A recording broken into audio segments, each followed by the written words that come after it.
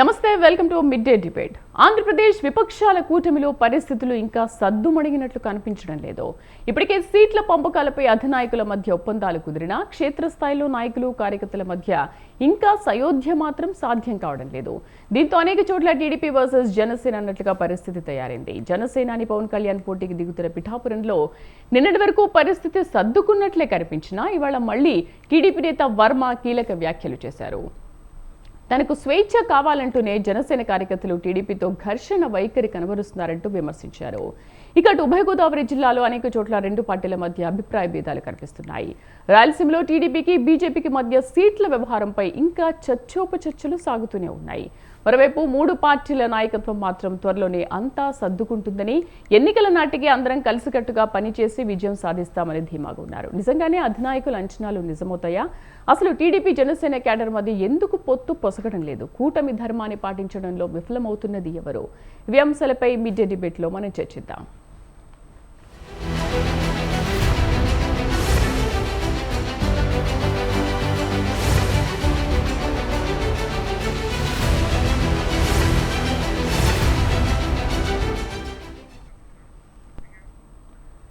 Right, చర్చలో పాల్గొనడానికి పాదయాత్ర వెంకటేశ్వర రెడ్డి గారు వైసీపీ రాష్ట్ర నాయకులు, అలాగే రాయపూడి వేణుగోపాల్ గారు జనసేన అధికార ప్రతినిధి. నమస్తే అండి, వెల్కమ్ టు అవర్ షో. నమస్తే అండి వెంకటేశ్వర రెడ్డి గారు. నమస్తే అమ్మా. వెంకటేశ్వర రెడ్డి గారు, ఏంటి ఎన్నికల ప్రచారానికి వైఎస్ఆర్సీపీ ఏ విధంగా సిద్ధమవుతోంది? 30 రోజుల్లో రాష్ట్రాన్ని అంతా చుట్టేస్తామని చాలా ధీమాగా చెప్తున్నారు. సో ఏ విధంగా ప్లాన్స్ చేసుకుంటున్నారు ఏంటి? మా సీఎం గారు ఇప్పుడే తక్షణం ఈ మధ్య ప్రకటన రిలీజ్ చేశారు. 27వ తేదీ నుంచి రాష్ట్ర వ్యాప్తంగా మేమంతా సిద్ధం అనే పేరుతోటి బస్సు యాత్ర స్టార్ట్ చేస్తున్నాం. 175 నియోజకవర్గాలు ఈ యాత్ర కొనసాగుతుంది. ఈ యాత్ర ద్వారా ప్రతిపక్షాలు చేస్తున్న దురాఘాతాలని, ప్రతిపక్షాలు ఏ విధంగా ప్రవర్తిస్తున్న తీరు గురించి, మా పరిపాలన ఎలా ఉంది, మా పథకాల యొక్క వివరాలు, భవిష్యత్తులో మా మేనిఫెస్టో అధికారంలోకి వస్తే మరలా ఏం చేస్తామనే మేనిఫెస్టో ద్వారా అన్ని నియోజకవర్గాలు పర్యటించి రాష్ట్ర ప్రజల్ని చైతన్యవంతం చేసి మరోసారి చంద్రబాబు అబద్ధపు హామీలతో మోసపోకుండా ఉండడం కోసం రాష్ట్ర ప్రజల్ని చైతన్యవంతులు చేస్తాం. బట్ 30 రోజుల్లో రాష్ట్రం అంతా చుట్టేస్తామంటున్నారు. అది ఎలా సాధ్యమవుతుంది? బస్సుల్లో అంటే అప్పటి వరకు ప్యాలెస్లో ఉన్న సీఎం ఇప్పుడు ఒకసారి బస్సు యాత్ర చేద్దామని సిద్ధమవుతున్నారు. బస్సుల్లోనే నిద్ర కూడా చేస్తారు అని చెప్పేసి, అసలు ఇన్ని రోజుల నుంచి బయటికి రాంది సీఎం ఒకసారి బస్సు యాత్ర ఏంటి అని అందరూ అనుకుంటున్నారు. మా సీఎం గారు బయటికి రాలేదంటే నియోజకవర్గాల వారీగా 151 నియోజకవర్గాల్లో మాకు ఎమ్మెల్యేస్ ఉన్నారు. అట్లానే ఆ మిగతా వాటికి ఇన్ఛార్జీలు ఉన్నారు. 22 మంది ఎంపీలు ఉన్నారు. మేము నిరంతరం 24 కరోనా టైంతో సహా నిరంతరం మేము ప్రజల్లోనే ఉన్నాం. మా పార్టీ నాయకులు ప్రజల్లోనే ఉన్నారు. మా పార్టీ యొక్క విధి విధానాలను, ప్రభుత్వం యొక్క పథకాలని, ప్రభుత్వం యొక్క పనితీరుని ఎప్పటికప్పుడు ప్రజల దగ్గరకు తీసుకెళ్లి గడప గడపకి టచ్ చేశాం. కాబట్టి మా సీఎం గారు ఎప్పుడు నిరంతర పర్యవేక్షణలో ప్రజల్లోనే ఉన్నారు. చూశారు కదా, సీఎం గారు రాలేదు, సీఎం గారు రాలేదు, సీఎం గారు రాలేదు అన్నారు. మేము అప్పటికే అంటున్నాం, వద్దయ్యా వద్దయ్యా వద్దయ్యా, ఆయన కదపకండయ్యా అన్న. కదిపితే ఏమైందో చూశారుగా, చూశారు కదా. రాష్ట్ర వ్యాప్తంగా 4 సిద్ధం సభలు జరిపితే ప్రతిపక్షాలు ఉప్పెనొచ్చి కొట్టకపోయినాయి. సీఎం జగన్మోహన్ రెడ్డి గారు బయటకు వస్తే ఎలా ఉంటుందో ఒకసారి చూశారు కదా ప్రజలు. నిన్న చూశారు కదా, నిన్న 3 పార్టీలు దేశ ప్రధాని నుంచి సీటు ఓటు లేని పార్టీల వరకు అందరూ ఒకటయ్యి ఏదో పెద్ద ప్రెస్టేజ్ గా తీసుకొని పోటాపోటీగా ఒక సభ పెట్టాలని చూశారు. ఆ సభ ఏమైందో చూశారు కదా. ఒక్కడుని ఎదుర్కోవడానికి 2009 నుంచి ఇప్పటి వరకు దేశవ్యాప్తంగా ఎన్ని పార్టీలు తనకలాడుతున్నాయో చూశారు కదా. ప్రతిపక్షంలో ఉంటేనే మా నాయకుడిని ఏమీ చేయలేకపోయారు. ఇప్పుడు ఆయన సీఎం, తట్టుకోగలరా? ఆయన ప్రజా పరిపాలనా విధానానికి, ప్రజల పట్ల ఆయనకున్న ప్రేమకి, ప్రజల పట్ల ఆయనకున్న మక్కువకి, ప్రజలతో ఆయనకున్న కనెక్టివిటీకి, ప్రజలతో ఆయనకున్న ఎఫెక్షనిటీకి తట్టుకోగలరా అని అడుగుతున్నాం. వేణుగారు, దీనికి మీరేమని చెప్తారు? ఏమంటారు, తట్టుకుంటారా లేదా?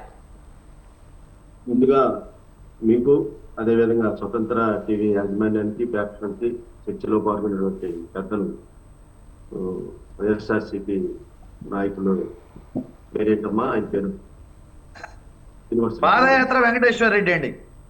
వెంకటేశ్వర రెడ్డి గారికి మా జనసేన పార్టీ తరఫున హృదయపూర్వకమైన నమస్కారం తెలియజేస్తున్నామమ్మా. పెద్దలు బాగా చెప్పారు. అయితే ఏంటంటే వాళ్ళ వ్యూహం అనుకుంది, వాళ్ళు చెప్పాల్సినటువంటి మాటలనే అన్నగారు బాగానే చెప్పారు. అయితే మేమేంటంటే ఈ 5 సంవత్సరాల నుంచి ఏదైతే ప్రజలు ఇబ్బందులు పడుతున్నారో, ఏదైతే ఈ ప్రతిపక్షాలు ఇబ్బందులు పడుతున్నాయో, ఈ రాక్షస పరిపాలనని అంతమొందించడానికి ఏం చేయాలనేటువంటి ఆలోచనతో ప్రజాస్వామ్య పరిరక్షణ కోసం, ప్రజలు పడుతున్నటువంటి ఇబ్బందుల కోసం ఇవాళ ఒక చిన్న సామాన్యుడి నుంచి కూడా ఇవాళ రోడ్లెక్కి నిరసనలు చేసి ఇవాళ ప్రతి ఒక్క పనిని కూడా చేయించుకునేటువంటి పరిస్థితుల్లో ఇవాళ ప్రతిపక్షాలని గొంతు నొక్కి ఇవాళ మరి వాళ్ళని అక్రమమైనటువంటి కేసులు పెట్టేటువంటి పరిస్థితులు గత 5 సంవత్సరాలు ఇంకా పూర్తవలేదు అనుకోండి, ఇంకా ఇంకొక నెల 2 నెలలు ఉన్నాయి. అయితే రాబోయేటువంటి 55-56 రోజుల ఎన్నికల మహా సంగ్రామంలో ఎప్పుడు కూడా యుద్ధం అనేది చాలా గట్టిగానే ఉంటది. సరే, మీకున్నటువంటి అన్నగారు చెప్పినట్టు నమ్మకం ఏంటంటే ప్రజలకి ఏదో చేసాం, ప్రజలు మేము మెప్పించాం, ప్రజలు మేము మమ్మల్ని ఆశీర్వదిస్తారనేటువంటి ఆశ మీలో ఉండటం తప్పు కాదు. కానీ వైనాట్ 175 అనేటువంటి నినాదంతో ఉన్నారు చెప్పారు, 4 సిద్ధం సభలో ఏదో పెట్టామంటున్నారు. సరే, సభలు అనేది అందరూ నిర్వహిస్తున్నాం. మేము కూడా మరి దాదాపుగా తాడేపల్లిగూడెం కానీ నిన్న జరిగినటువంటి మరి 3 అధినాయకులు కలిసినటువంటి సభలను కానీ చూసుకున్నట్టయితే ప్రజల్లో మార్పు ఎలా ఉందనేది మనకి రాబోయేటువంటి ఎన్నికల్లోనే రుజువైతే తప్ప ఇవాళ సంఖ్యాబలాన్ని చూసి వచ్చినటువంటి ప్రజలను బట్టి మనం లెక్కలేసుకోవాల్సినటువంటి అవసరం లేదు. కాకపోతే ఎక్కడ ఈ ప్రభుత్వం వైఫల్యం చెందింది అనేటువంటి విషయాన్ని కనుక మనం చర్చించుకున్నట్టయితే మరి జగన్మోహన్ రెడ్డి గారు దాదాపుగా 3642 కిలోమీటర్లు తిరిగి ప్రజలందరికీ కూడా ఒక్కసారి నన్ను చూడండి, ఒక్కసారి నన్ను ఆశీర్వదించండి, మరి మా తండ్రి గారు చనిపోయారు, మరి మేము ప్రజల్లోకి వచ్చాం, మేము మంచి చేస్తాం, మీ అందరినీ కూడా ఏదో చేస్తామని చెప్పి ఒక మాయ మాటలు చెప్పి ఒక్కసారి అని చెప్పి అధికారంలోకి రావటం, ఆ అధికారంలో వచ్చిన తర్వాత ఇవాళ ఒక సామాన్యమైనటువంటి శ్రామికుడి దగ్గర నుంచి ఇవాళ ఉద్యోగస్తుల వరకు కూడా మరి రోడ్లెక్కి వాళ్ళ యొక్క హక్కుల కోసం పోరాటాలు చేస్తున్నటువంటి ఈ ప్రభుత్వం యొక్క అరాచకాన్ని మరి తప్పకుండా ప్రజలందరూ కూడా గ్రహిస్తున్నారు. మరి ప్రతిరోజు కూడా ఏదో ఒక ఉద్యమం, ఏదో ఒక ప్రాంతంలో రోడ్లెక్కి మా హక్కుల్ని కాపాడని, మాకు రావాల్సినటువంటి కనీస జీతాలను కూడా మాకు ఇవ్వండి అని చెప్పి వాళ్ళ ప్రభుత్వ ఉద్యోగులు కూడా రోడ్డును పడినటువంటి 5 సంవత్సరాలు కూడా మనం చూసాం. ఈ సుదీర్ఘమైనటువంటి ఈ వైఎస్ఆర్సీపీ ప్రభుత్వం యొక్క పరిపాలనలో కనుక గమనించినట్లయితే మీరేదైతే భగవద్గీత, ఖురాను, మరి బైబుల్ అని చెప్పుకునేటువంటి నవరత్నాలని ఇవాళ నవరంధ్రాలు పొడిచి ఈ 5 సంవత్సరాల్లో కూడా ప్రజలను ఏ రకంగా మోసం చేశారనేటువంటి విషయం చాలా ప్రత్యక్షంగా మరి ప్రజలు అనుభవించినటువంటి పరిస్థితులు. దాదాపుగా 2,50,000 కోట్ల రూపాయల అప్పులున్నటువంటి ఈ ఆంధ్రప్రదేశ్ ని ఇవాళ దాదాపుగా 11 లక్షల కోట్ల రూపాయలకి అప్పును తీసుకెళ్లినటువంటి ఘనత కేవలం మరి వైఎస్ జగన్మోహన్ రెడ్డి గారికి దక్కిందనేటువంటి విషయాన్ని మనం గుర్తు చేసుకోవాల్సిన అవసరం ఉంది. ఎందుకంటే ఇవాళ రేపు పుట్టబోయేటువంటి బిడ్డకు కూడా 4 లక్షల రూపాయల అప్పుని ఈ ప్రభుత్వం నెత్తి మీద పెట్టింది అని అంటే ఈ ప్రభుత్వం యొక్క పరిస్థితులు ఎలా ఉన్నాయి అనేది అర్థం చేసుకోవాలి. ఇవాళ అభివృద్ధి లేనటువంటి పరిపాలన చూస్తున్నాం. ఇవాళ సంపద లేదు, సంపద సృష్టించేటువంటి పరిశ్రమలు లేవు, కనీసం ఒక రాజధాని కూడా లేనటువంటి ప్రస్తుత పరిస్థితుల్లో అప్పు చేసి పప్పుగూడు పెట్టేటువంటి విధంగా ఇవాళ అప్పులు తీసుకొచ్చి ఇవాళ నెత్తి మీద భారంగా మోపి ఇవాళ మన కాగ్ నివేదిక మొన్నే చెప్పింది 365 రోజుల్లో 341 రోజులు కూడా ఈ యొక్క వైఎస్ఆర్ ప్రభుత్వం అప్పుల కోసమే తిరిగింది. దాదాపుగా 2022-23 యొక్క ఆర్థిక సంవత్సరంలోనే దాదాపు 56-57 వేల కోట్ల రూపాయలు ఓడిని చూపించినటువంటి ఘనత కూడా మరి ఈ ప్రభుత్వానికి దక్కిందనేటువంటి విషయాన్ని చాలా స్పష్టంగా మనం అర్థం చేసుకోవాలి. ఎందుకంటే 365 రోజుల్లో 341 రోజులు కూడా ఎలా ఈ ప్రభుత్వాన్ని నడపాలని అప్పు చేయటమే, ఎలా సంపద సృష్టించాలి, ఏ పరిశ్రమలు తీసుకురావాలి అనేటువంటి ఆలోచన లేదు. 3 ముక్కలాట. ఒక పక్కన విశాఖపట్నం రాజధాని అంటారు, ఒక పక్కన మరి కర్నూలు రాజధాని అంటారు. ఉన్నటువంటి అమరావతి దాదాపుగా 33,000 మంది రైతులు 22,000 ఎకరాలు మరి మరి దారాగతం చేసి చక్కగా 3 పంటలు పండేటటువంటి పంటల్ని ఇవాళ మీరు సస్యశ్యామలంగా ఉన్నటువంటి భూమిని ఇచ్చినటువంటి ఆ యొక్క త్యాగ ఫలాన్ని కూడా ఇవాళ 5 సంవత్సరాల్లో దాని వెంక చూడకుండా పిచ్చి మొక్కలు మొలిసిపోయినటువంటి అమరావతిని తలుచుకుంటే ఇవాళ పరీక్ష పేపర్లో ఆంధ్రప్రదేశ్ రాజధాని అంటే చెప్పలేనటువంటి పరిస్థితి. ఎక్కడ ఉన్నాయి? విశాఖపట్నం అని చెప్పాలా, లేకపోతే అమరావతి అని చెప్పాలా, కర్నూలు అని చెప్పాలా? ఈ 3 ముక్కల ఆటతో ఇప్పటి వరకు సాగదీసుకుంటా వచ్చినటువంటి పరిస్థితులు దాదాపుగా ప్రతి ఒక్క విషయంలోనూ ఈ కోర్టులు ఈ ప్రభుత్వానికి వేసినటువంటి మొట్టికాయలు చూస్తున్నటువంటి చాలా దుర్మార్గమైనటువంటి ప్రభుత్వాన్ని ప్రజలు ఎప్పుడు గద్దెదించాలనేటువంటి ఆలోచనతో ఉన్నారు. రెండోది ఏంటంటే ఇవాళ మనం కనుక ఆలోచించుకున్నట్టయితే మీరు దాదాపుగా మీ ప్రభుత్వాన్ని రావాలి, మేము అధికారంలోకి మళ్ళీ రావాలనేటువంటి ఆశ పట్టడంలో తప్పు లేదు. కానీ ప్రజల్ని మాయ మాటలు చెప్పి మోసం చేయటం అనేది ధర్మం కాదనేది ప్రజలు గమనిస్తున్నారు. కాబట్టి ఇలాంటి పరిస్థితుల్లో మీకు మరొక్కసారి మేము గుర్తు చేయదలుచుకున్నాం. ఎందుకంటే మీరు ఇచ్చినటువంటి నవరత్నాలలో సమాధానం చెప్పాల్సినటువంటి ప్రభుత్వం ఇవాళ ప్రజలకు సమాధానం చెప్పాలా. మీరు జాబ్ క్యాలెండర్ రిలీజ్ చేస్తామంటున్నారు. ఈ 5 సంవత్సరాల్లో మీరు జాబ్ క్యాలెండర్ ఒకే ఒకసారి మాత్రమే రిలీజ్ చేశారు. ఈ 4 సంవత్సరాల నుంచి కూడా జాబ్ క్యాలెండర్ లేనటువంటి పరిస్థితి. దాదాపు 23,000 ఉద్యోగాలు టీచర్ పోస్టులు ఉంటే 6,000 ఉద్యోగాలని మీరు ఉద్యోగాల భర్తీకి మీరు నోటిఫికేషన్ ఇచ్చి తూతూ మంత్రంగా చేసుకున్నటువంటి పరిస్థితికి సిగ్గుపడాలా? మళ్ళా మిమ్మల్నే గెలిపించుకుని ఆంధ్ర రాష్ట్రంలో నిరుద్యోగాన్ని పెంచుకోవాలని చెప్పి ప్రజలు ఆలోచిస్తున్నారు. రెండోది ఏంటంటే ఇవాళ మీరు ఆనాడు మీరు ఎన్నికలకు వచ్చేటప్పుడు మీ యొక్క ఎన్నికల యొక్క వాగ్దానంలో, మీ యొక్క ప్రచారంలో, మీ యొక్క పాదయాత్రలో మరి ప్రభుత్వ ఉద్యోగులు సిపిఎస్ రద్దు కోసం కోరినప్పుడు ఇదే ఉంది, మేము ప్రభుత్వం వచ్చినటువంటి వారం రోజుల్లోనే మేము సిపిఎస్ రద్దు చేస్తా అన్నటువంటి మీ మాటలకి మరి వాళ్ళ నిరుద్యోగులు అలో లక్షణాన్ని కన్నీరు కాల్చేటువంటి పరిస్థితికి వాళ్ళకి మీరు సమాధానం చెప్పాల్సినటువంటి అవసరం. మరి మీరు ఇచ్చినటువంటి హామీల్లో సిపిఎస్ ని ఇప్పటి వరకు 5 సంవత్సరాల్లో రద్దు చేయలేక మరి ఆ రాజున ఏదో మేము మాట ఇచ్చేసాం, ఇప్పుడు మన సాధ్యం కానటువంటి పరిస్థితుల్లో మీరు చెబుతున్నారు అని అంటే ఇంకా ప్రజలు మిమ్మల్ని ఏ రకంగా నమ్మి వైనాట్ 175 మీరు గెలిపిస్తారని చెప్పి మీరు అనుకుంటున్నారని చెప్పి అడుగుతున్నాం. అదేవిధంగా మీరు ఇచ్చినటువంటి హామీలు మద్యపాన నిషేధం అన్నారు. ఇవాళ మద్యపానం నిషేధం, ఇవాళ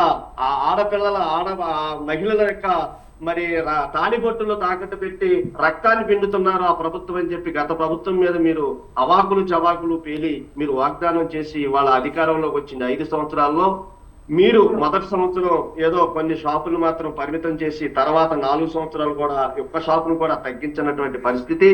ఇవాళ 2025 కూడా బారుల్ని అదనంగా పెట్టి మీ సొంత బ్రాండుల్ని ఇవాళ మరి మందు అమ్ముతూ మద్యపానాన్ని నిషేధం చేయకోకుండా ఇవాళ డిజిటల్ పేమెంట్స్ లేకుండా డైరెక్ట్ గా మీరు డబ్బులు తీసుకుని ఆ డబ్బుల ద్వారా మరి తాడేపల్లి ప్యాలెస్ కి వెళ్ళేటువంటి విధానంలో మీరు మద్యపానాన్ని ఎలా నిషేధం చేస్తామని చెప్పి ఆనాడు హామీ ఇచ్చారు.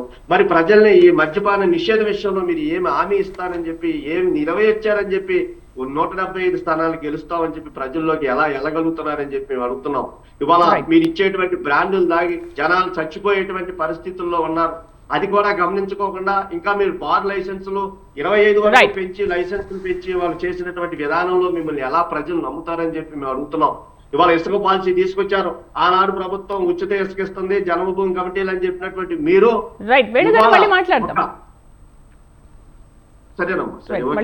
మనతో పాటు టీడీపీ రాష్ట్ర అధికార ప్రతినిధి సప్తగిరి ప్రసాద్ గారు జాయిన్ అయ్యారు. నమస్తే ప్రసాద్ గారు. మేడం నమస్కారం. మేడం నమస్తే అండి. సో నిన్నటి వరకు సద్దుమణిగేలా జరిగింది, అంతా సర్దుకుంది అనుకున్నారు. బట్ వర్మ ఎందుకు మళ్ళీ ఈరోజు ఇలాంటి మాటలు అనాల్సి వచ్చింది? సో నిన్నటికైతే పులివెందుల పునాదులు కదిలేలా పవన్ గెలుస్తారు అని చెప్పారు, తండ్రి సమానులు అని చెప్పారు, తాలిబాన్ లాంటి శిష్యుణ్ణి నేను అని చెప్పారు. సో ఆయన ఏది చెప్తే అది నేను పాటిస్తాను, ఆయన ఏది చెప్పినా నేను దాన్ని గౌరవంగా స్వీకరిస్తాను అన్న వ్యక్తి ఈ రోజు వచ్చేసరికి ఎందుకు మళ్ళీ ఈ వ్యతిరేకత కనిపిస్తోంది అంటారు వర్మలో? మేడం ముందుగా ప్యానెల్లో ఉన్న పెద్దలందరికీ కూడా నా హృదయపూర్వక నమస్కారాలు మేడం. మేడం పొత్తులు అన్న తర్వాత ఎలక్షన్లు అన్న తర్వాత చిన్న చిన్న లుకలుకలు ఏకైకలు చిన్న చిన్న ఇబ్బందులు ఇక్కట్లు వెరీ క్వైట్ కామన్, దాన్ని ఎవరు కాదనలేదు. ఈరోజు వర్మ గారు టికెట్ రాకపోతే కొద్దిగా ఆందోళన బాధ, అది మానవ సహజం. పార్టీ కోసం కష్టపడిన వ్యక్తి, పొత్తులో భాగంగా సీటుని ఈరోజు జనసేన అధినేత పవన్ కళ్యాణ్ గారికి కేటాయించాల్సి ఉంటుంది, త్యాగం చేయాల్సి ఉంటుంది. చెప్పారు. నిజమైన నాయకుడు అనేవాడు ఎప్పుడు త్యాగానికి సిద్ధపడి ఉండాల. ఒక విషయం గుర్తుపెట్టుకోవాలి మేడం, రాజకీయం అంటే కేవలం ఎమ్మెల్యే కాదు, ఎంపీ కాదు, దానికన్నా ఇంకో గొప్ప పదవులు ఉన్నాయి. ఎమ్మెల్సీలు, రాజ్యసభ మెంబర్లు, పార్టీ పదవులు, ఇంతకన్నా ఉన్నతమైన పదవులు ఉన్నాయి కేబినెట్ హోదాలో. ఎక్కడో ఒక చోట వర్మ గారికి అకామిడేట్ చేసే అవకాశం ఉంటుంది. రాజకీయాలలో ఒక ఫార్ములా ఉంది madam, patience space much in politics. ఎంత ఓపిక్గా ఉంటే అంత బలమైనటువంటి రిజల్ట్ ఉంటుంది అనేది రాజకీయాలు చాలా సందర్భంలో ప్రూవన్. కాబట్టి పొత్తులో చిన్న చిన్నవి ఇవన్నీ కామన్. అంతెందుకు వైఎస్ఆర్ కాంగ్రెస్ పార్టీలో కూడా తీసుకోండి, పార్టీ పుట్టినప్పటి నుండి పార్టీ మూల స్తంభాలైనటువంటి నాయకులు కూడా బయట వచ్చేసారు.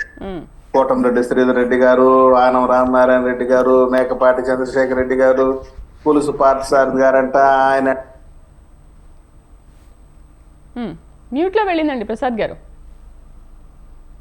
ఇవన్నీ పెద్ద లిస్టే ఉంది, చెప్తే 6-7 మంది ఎంపీలు ఇంకా కూడా ఉంది. అవును, మేము మా పార్టీ ఆఫీస్ ముందు వెల్కమ్ బోర్డు పెడితే 60-70 మంది ఎమ్మెల్యేలు వచ్చేసి సిద్ధంగా ఉన్నారు. కాకుంటే ఎలక్షన్ నోటిఫికేషన్ షెడ్యూల్ ప్రకటించారు, లిస్టులు కూడా ప్రకటించేసాము, అన్ని అయిపోయింది. ఇవన్నీ quite common. Ultimate goal reach అవడం ఖాయం. తెలుగుదేశం పార్టీ, జనసేన, భారతీయ జనతా పార్టీ గతంలో కూడా 2014లో కూడా ఇటువంటి పొత్తు వచ్చినప్పుడు ఇటువంటి లుకలుకులు, ఎకేకులు, ఇబ్బందులు, ఇక్కట్లు ఇవన్నీ ఉంటాయి, ఆటుపోట్లు, ఇవన్నీ దాటుకుని మేము ఆ రోజు ప్రభుత్వాన్ని ఏర్పాటు చేశాం. ఇప్పుడు కూడా చిన్న చిన్న ఇబ్బందులు ఉన్నాయి, వాటన్నిటి కూడా దాటుకొని అధిగమించి చేస్తాం. కుటుంబం అంటే ఒక 5-6 మంది ఉన్న కుటుంబంలోనే తండ్రి ఒకటే, తల్లి ఒకటి, బిడ్డలు ఒకటి, ఒక్కొక్క ఆలోచనలు ఉంటాయి. ఇవన్నీ కామన్. కుటుంబం అంటే ఆవేశాలు, ఇవన్నీ ఉంటాయి మేడం. దానిలంత మాత్రాన ఏదో వైఎస్ఆర్సీపీ నాయకులు ఆలోచన ఇచ్చినట్టు ఏదో పొగలు వస్తుంది, సెగలు వస్తుంది, దాంట్లో మేము చెలిమంటలు కాచుకోవాలి, ఇదేదో మంటలు వచ్చేస్తాయి, తంటలు వచ్చేస్తాయి, దీంట్లో నుంచి మేము ఇది చేసుకోవాలనేసి వాళ్ళు ఏదో సరదా పడ్డారు. కానీ ఇది జరగలేదు. నిన్న జరిగినటువంటి సభ, ప్రజాగలం సభ, నభూతో నా భవిష్యత్తు, చివరికి పల్నాడు ఎస్పీ గారు సహకరించకపోయినా, పోలీసులు, రాష్ట్ర ప్రభుత్వం సహకరించకపోయినా, కానీ విని 7 రీతిలో సభ సక్సెస్ అయింది. జగన్మోహన్ రెడ్డి సర్కార్కి కౌంట్ డౌన్ స్టార్ట్ అయింది. కరెక్ట్గా ఇంకా 54 రోజులు ఉంది. మన చర్చలు ఇవన్నీ కూడా ఇప్పుడు ప్యానల్లో ఉన్న వాళ్ళంతా కూడా ఎక్కడికి వెళ్ళరు, అంతా కూడా ఉంటారు. ఒక 56 రోజుల తర్వాత మనం ఇదే ప్యానల్లో కలుసుకుందాం. ఇప్పుడు ఏదైతే మాట్లాడుకున్నామో వీటిని మళ్ళీ ఆ రోజు చర్చలోకి తీసుకొచ్చుకుందాం. నిజమైంది, అబద్ధమైంది. ఇప్పుడు ప్యానల్లో కూర్చున్నటువంటి వేణుగోపాలరావు గారు కానీ, వెంకటేశ్వర రెడ్డి గారు కానీ, నేను కానీ, మేము మాట్లాడే వాళ్ళని, మా వాదన వినిపించే వాళ్ళమే. అంతిమ న్యాయ నిర్ణేతలు ప్రజలే, పబ్లిక్ ఆర్ సుప్రీం జడ్జెస్. కాబట్టి ఈ మా పార్టీ నుండి వచ్చే మంటల్లో చలి కాచుకుందాము అని సంబరపడిన వాళ్ళందరూ కూడా ఆ రోజు డిసప్పాయింట్ కాక తప్పదని ఈ సందర్భంగా నేను చర్చ ద్వారా తెలియజేసుకున్నాను. రైట్. వెంకటేశ్వర రెడ్డి గారు, మీరేమో వైనాట్ 175 అంటున్నారు, టార్గెట్ అది పెట్టుకున్నారు. పోయినసారి 151, ఈసారి 175 అనేది మేము ఎలాగైనా గెలుచుకొని తీరుతామని చెప్తున్నారు. బట్ నిన్న ప్రధాని స్పీచ్ తర్వాత ఏంటి, ఎటువంటి కదలిక జరిగింది మీలో? అంటే ఏం చేస్తున్నారు ఈ పిలుపు ద్వారా, మీరేం చెప్పబోతున్నారు? ప్రధాని గారు కానీ ఇప్పుడు ఎన్డీఏ కూటమి ఏర్పడింది అని చెప్తున్నారు కదా. ఈ స్టేట్మెంట్ పదే పదే చంద్రబాబు నాయుడు గారు, పవన్ కళ్యాణ్ గారు చెప్తున్నారు. నిన్న ప్రధాని మోడీ గారు చిలకలూరుపేట సభకి రాకముందు అమిత్ షా గారు ఒక నేషనల్ మీడియాలో ఇచ్చిన ఇంటర్వ్యూలో చంద్రబాబు నాయుడు గారిని మేము వెళ్ళమని చెప్పలేదు. ఆయన వేసిన క్వశ్చన్ ఏంటంటే, మోడీ గారిని టెర్రరిస్ట్ అన్నారు, టెర్రరిస్ట్ అన్న మోడీ చంద్రబాబుని మళ్ళీ చేర్చుకున్నారు ఏ విధంగా అని అడిగితే ఆ ప్రశ్నకి ఆయన ఇచ్చిన సమాధానం ఏంటంటే, మోడీ మేము 18లో వద్దని పొమ్మని చెప్పలేదు, అయినా వెళ్ళాడు, తర్వాత చిత్తుగా ఓడిపోయాడు, ఇవాళ మేము పిలవలేదు కానీ పదే మేము వచ్చి జాయిన్ అవుతామని చెప్పేసి వచ్చి కలిశాడు. సూత్రప్రాయంగా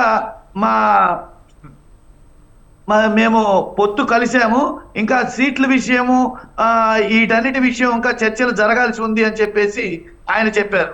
ఇక నిన్న మోడీ గారు సభలో కూడా ఎక్కడా కూడా ఉమ్మడి మేనిఫెస్టో గురించి మాట్లాడలేదు, ఉమ్మడి అభ్యర్థుల గురించి మాట్లాడలేదు, పొత్తుల గురించి మాట్లాడలేదు. కేవలం భారతీయ జనతా పార్టీ అధికారంలోకి వచ్చిన తర్వాత ఏం చేసింది, భారతదేశ వ్యాప్తంగా రేపు అధికారంలోకి మళ్ళీ వస్తే ఏం చేస్తుంది అనే మేనిఫెస్టో మీద అంతవరకే చెప్పారు ఆయన స్పీచ్ మొత్తం మీద. ఇక మనం విషయానికి వస్తే ఇక ఇందాక వేణుగోపాల్ గారు కానీ ప్రసాద్ గారు కానీ, ముఖ్యంగా వేణుగోపాల్ గారు అనేక ప్రశ్నలు సంధించారు ప్రభుత్వం మీద. నేనేమంటానంటే ప్రతిపక్షాలుగా ఎన్ని ప్రశ్నలైనా వేయొచ్చు, అయితే ఆ ప్రతిపక్షాలు అధికారంలోకి రావాలి అని అనుకున్నప్పుడు సమస్యల్ని మేమొస్తే ఎలా పరిష్కరిస్తాం అనేది కూడా ప్రజలకు వివరించాల్సి ఉంటది. ఎందుకు ప్రజల ఓటు మనకు కావాలనుకున్నప్పుడు ఈ వేణుగోపాల్ గారు చెప్పే సమస్యలన్నిటికీ అధికారం వస్తే మేము వాటిని ఎలా పరిష్కరిస్తామనే ఆన్సర్ చేయాల్సి ఉంటది. 2019లో 17లో మొదలుపెట్టిన జగన్మోహన్ రెడ్డి గారి పాదయాత్రలో వీధిన వాడన గడపన తిరిగి జగన్మోహన్ రెడ్డి గారు అప్పుడున్న ప్రజా సమస్యల్ని తెలుసుకొని మేము అధికారంలోకి వస్తే ఎలా తీరుస్తామని చెప్పేసి మేనిఫెస్టో ద్వారా చెప్పి తీర్చారు. ఇకపోతే ప్రజలు ఇబ్బందులు పడుతున్నారు అని చెప్తున్నారు. మా నాయకుడు ఒకటే చెప్తున్నాడు, మా వల్ల మీకు మేలు జరిగితే మాకు ఓటేయండి, లేదంటే వద్దని క్లియర్ కట్ గా చెప్తున్నాడు. మా పరిపాలన నచ్చితే మీకు ఓటేయండి, లేకపోతే వద్దని చెప్తున్నాడు. ఇప్పుడు ఈ కూటమికి నా ప్రశ్న ఏంటంటే 14 నుంచి 19 వరకు ఎన్డీఏ కూటమి పరిపాలించింది. ఇదే కూటమి మా పరిపాలన మీకు నచ్చితే మళ్ళీ మాకు అధికారం ఇవ్వమని అడగగలదా? 14 లాంటి పరిపాలన మేము తెస్తాం అని అడగగలదా? అమ్మా సూటి ప్రశ్న. ఇంకొక విషయం ఏంటంటే ఇక పరిపాలన ప్రజలు బాగా ఇబ్బందులు పడుతున్నారంటున్నారు. ఈ రాష్ట్రంలో జగన్మోహన్ రెడ్డి గారు వచ్చిన తర్వాతనే ప్రతి గ్రామంలో సచివాలయం వచ్చింది. జగన్మోహన్ రెడ్డి గారు వచ్చిన తర్వాతనే ఆర్బీకే కేంద్రం వచ్చింది. జగన్మోహన్ రెడ్డి గారు వచ్చిన తర్వాతనే డిజిటల్ ల్యాబ్ వచ్చింది. జగన్మోహన్ రెడ్డి గారు వచ్చిన తర్వాతనే ఇంటింటికి పెన్షన్ వస్తుంది. జగన్మోహన్ రెడ్డి గారు వచ్చిన తర్వాతనే ఇంటింటికి డాక్టర్ వస్తున్నాడు. ఈ జగన్మోహన్ రెడ్డి గారు వచ్చిన తర్వాతే దుర్గగుడి ఫ్లైఓవర్ పూర్తయింది. జగన్మోహన్ రెడ్డి గారు వచ్చిన తర్వాతనే బెంజి సెంటర్ లో ఫ్లైఓవర్స్ పూర్తయినాయి. జగన్మోహన్ రెడ్డి గారు వచ్చిన తర్వాతనే విజయవాడ కృష్ణలంక సేఫ్టీ వాల్ నిర్మాణం పూర్తయింది. జగన్మోహన్ రెడ్డి గారు వచ్చిన తర్వాతనే కిడ్నీ డయాలసిస్ సెంటర్ పూర్తయింది. జగన్మోహన్ రెడ్డి గారు కంప్లీట్ మేడం, నా సమయం నాకు ఇవ్వనివ్వండి. ప్రతిపక్షాలు ఇద్దరు ఉన్నారు. మీరు చెప్తున్న విషయాలన్నీ కూడా కేంద్రం నుంచి సహకారం ద్వారానే ఈ పనులన్నీ జరిగాయని విషయం నిన్న చాలా స్పష్టంగా చేశారు కదా ప్రధాని. కేంద్ర రాష్ట్ర ప్రభుత్వాలు మా వల్ల మాత్రమే చెప్తున్నారు.